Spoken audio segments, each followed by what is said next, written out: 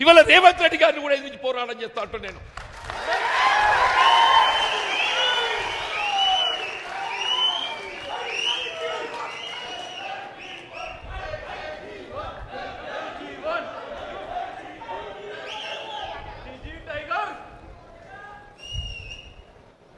నీతో తొక్కబడుతూ అణగదొక్కబడ్డ దానికంటే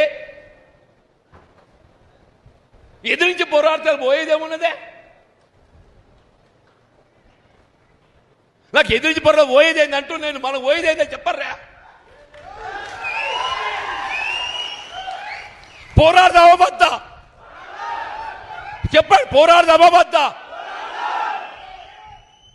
మరి ఇక్కడ అడగదొక్కబడదామా?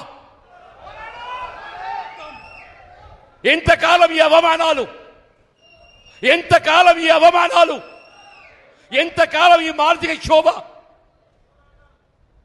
అంటే కాంగ్రెస్ పార్టీ నుంచి ఎవడు ఎదగద్దు, కాంగ్రెస్ పార్టీ నుంచి ఎవడు ఎదగద్దు. నీ చెప్పు చేతుల్లో ఉండేటోడు, నీ దయా దాక్షిణ్యాలకు లొంగేటోడు, నీ అడుగులకు అడుగులు ఎత్తటోడు, వాడు మాత్రమే కాంగ్రెస్ పార్టీలు కొనసాగాలి.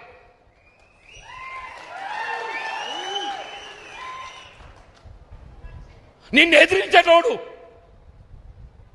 రాహుల్ గాంధీ ఆలోచనకు అనుగుణంగా నడిచేటోడు,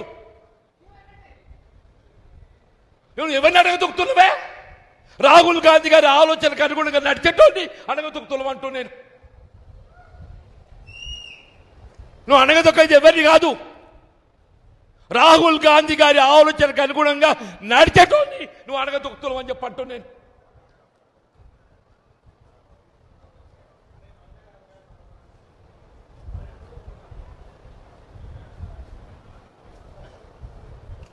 2.5 సంవత్సరాలు నేను పదవి అడగలేదే, నేను ప్రభుత్వ సలహాదారు అడగలేదు, నిన్ను కార్పొరేట్ చైర్మన్ అడగలే. నాకు